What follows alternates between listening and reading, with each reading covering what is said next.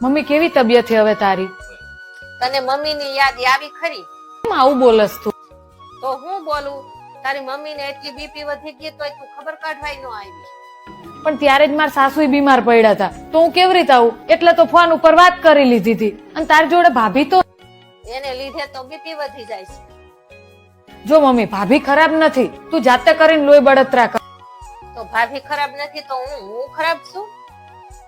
મતલબ એવો નથી, પણ તું જે જોવા માંગીશ ને એ જ તને દેખાશે. તારા ભાઈને એને પૂરેપૂરો કાબુ કરી લીધો છે. મારી કાંઈ વાત માનતો નથી. પણ એમ કે તારા જમાઈ મારી બધી વાત માને, ઈ વાતથી તને કેટલી ખુશી થાય છે. તો પછી ભાભી એ કોકની દીકરી છે.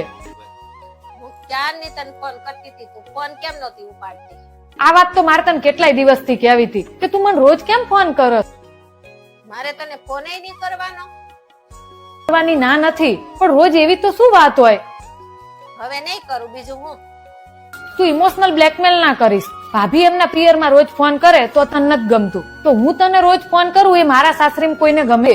હું તને એ સમજાવવા માંગુ છું કે જે ઘરમાં દીકરીના લગ્ન પછી મા દીકરીને રોજ ફોન થતા હોય ને એ ઘરનો સત્યાનાશ જ થાય. અને હું મારી લાઈફમાં એવું કંઈ જ નથી ઈચ્છતી. એટલે મહેરબાની કરીને હવે